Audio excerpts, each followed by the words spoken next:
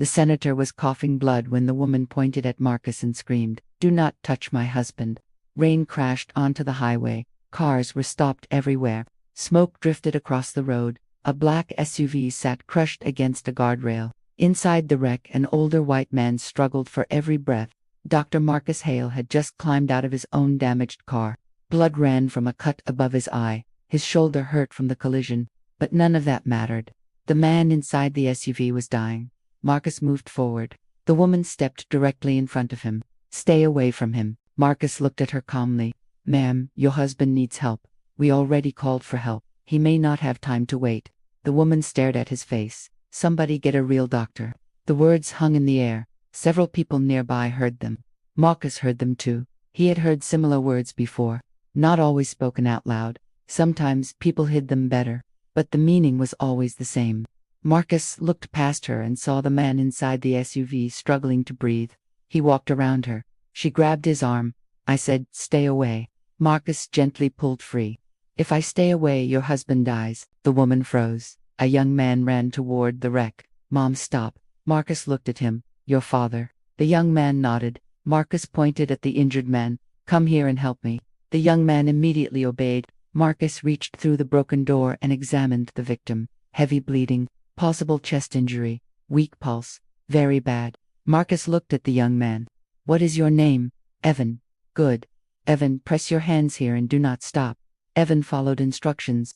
Marcus worked quickly. He used supplies from a first aid kit brought by a truck driver. He applied pressure, checked breathing, stabilized the wound. The injured man suddenly opened his eyes. Marcus leaned closer. "Can you tell me your name?" The man swallowed painfully. "Daniel." Marcus felt a chill. Daniel Pierce, the senator, one of the most famous politicians in America. Marcus knew exactly who he was. The senator's wife saw recognition in his eyes. "You know him?" "Yes." "Then save him." Marcus almost laughed. 5 minutes earlier she wanted him gone. Now she wanted him to perform miracles. The ambulance arrived. Paramedics rushed toward them. One of them immediately recognized Marcus as Dr. Hale. Marcus gave a rapid report. The paramedics listened carefully. Within moments, Daniel Pierce was loaded into the ambulance. Marcus climbed in beside him. The wife looked shocked. "Why is he coming?" The paramedic frowned. "Because he just saved your husband's life." The doors closed. Inside the ambulance, Daniel drifted in and out of consciousness. Evan sat nearby. Marcus continued treatment. Several minutes passed before Evan spoke. "My mother was scared." Marcus stayed focused on the senator. "Fear does not create beliefs." Evan lowered his head. Neither spoke again. At Mercy General Hospital, a trauma team waited. Marcus immediately took charge. The senator's injuries were severe. Broken ribs, internal bleeding, collapsed lung, a damaged blood vessel. Surgery began. Hours passed. The operating room remained tense. Twice, Daniel nearly died. Twice, Marcus brought him back. Finally, the bleeding stopped. The damaged vessel was repaired. The senator survived. Marcus stepped into the hallway, exhausted. Evan jumped from his chair. "Is he alive?" Marcus nodded. "Yes." Evan broke down crying. The senator's wife closed her eyes with relief. Then reporters appeared. Questions exploded through the hallway. "Mrs. Pierce, is it true you stopped a black doctor from helping your husband? Did you know he was a surgeon? Did race influence your decision?" Security moved everyone back. Marcus walked away. The next morning, the video from the crash spread across the country. Millions watched it. The footage showed a black man running toward a dying victim. It showed a white woman blocking him. It showed her demanding a real doctor. Then it showed him saving her husband's life. The story exploded. News stations discussed it nonstop. Social media argued endlessly. Marcus ignored everything. He hated attention. He wanted peace. 2 days later, he sat alone in the hospital cafeteria. Someone approached his table. It was Evan. "Can we talk?" Marcus nodded. Evan sat down and placed an old folder on the table. Marcus frowned. "What is this?" "Something you need to see." Marcus opened it. Inside were old documents, photographs, reports, newspaper articles. Then he saw a familiar face. His father, Raymond Hale. Marcus stopped moving. The old photograph showed his father standing outside a factory surrounded by reporters. Marcus remembered that day. He had been 16 years old. A factory fire killed several workers. Management blamed Raymond Hale. They claimed he ignored safety warnings. They claimed his mistakes caused the disaster. His father insisted he was innocent. Nobody believed him. The accusation destroyed his life.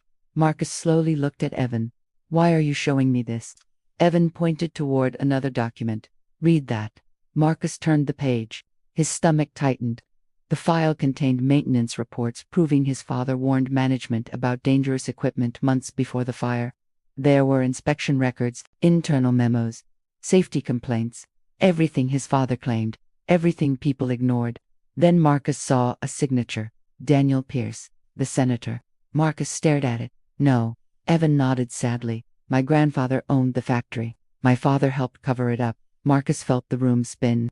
20 years of pain suddenly made sense. His father had told the truth the entire time. Marcus looked through more documents. Every page revealed another lie, another cover-up, another decision that ruined an innocent man. Marcus pushed the folder away. My father lost everything. I know. He lost his career. I know. He lost his reputation. I know. Marcus looked away. His chest felt tight. The man he saved on that highway helped destroy his father. A voice interrupted them. I never knew. Marcus turned. Caroline Pierce stood nearby. The senator's wife looked exhausted. Marcus stared at her. How much did you know? She shook her head. Not this. Marcus gave a bitter smile. Your family destroyed mine. Tears appeared in her eyes. I am sorry. Marcus answered immediately. That changes nothing. Caroline began crying. Marcus felt no satisfaction, only sadness. The following day, Evan released every document publicly.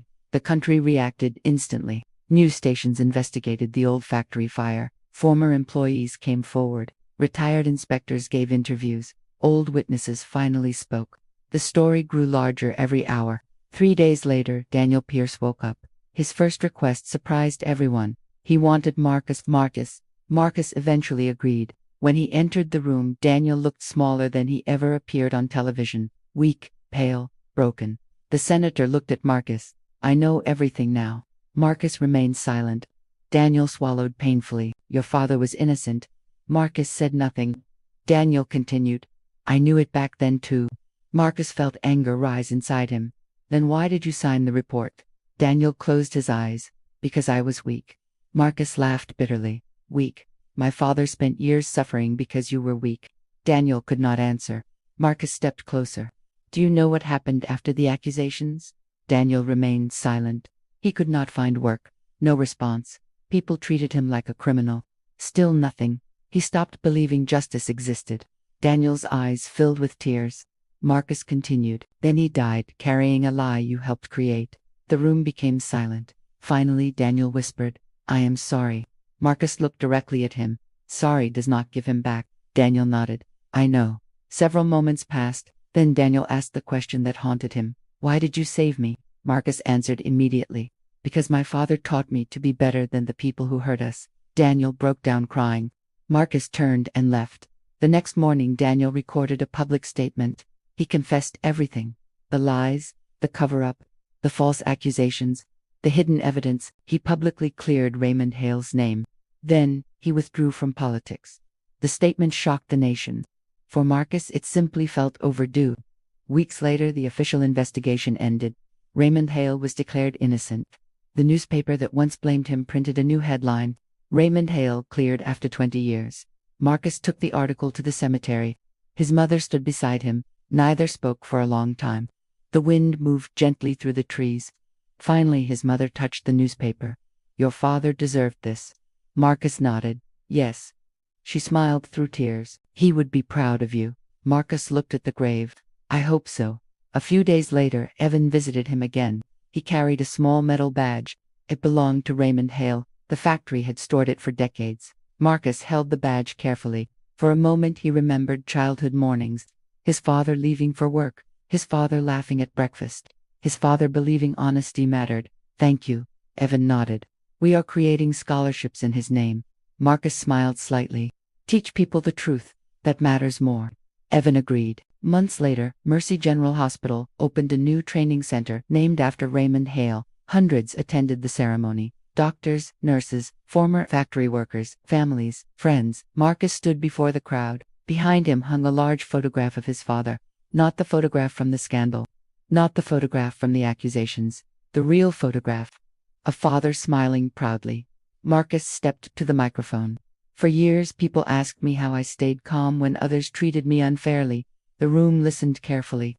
The answer was always my father. He pointed toward the photograph. He taught me that another person's hatred should never decide who you become. Many people wiped tears from their eyes. Marcus continued. On a rainy highway, I saved a man who helped destroy my family. I did not do it because he earned forgiveness. I did it because hatred had already taken enough from us. I refused to let it take my purpose too. The crowd erupted into applause. Marcus looked at his father's photograph one final time. For 20 years, Raymond Hale lived beneath a lie. Now he finally lived beside the truth. And sometimes truth arrives late. But when it finally arrives, it changes everything.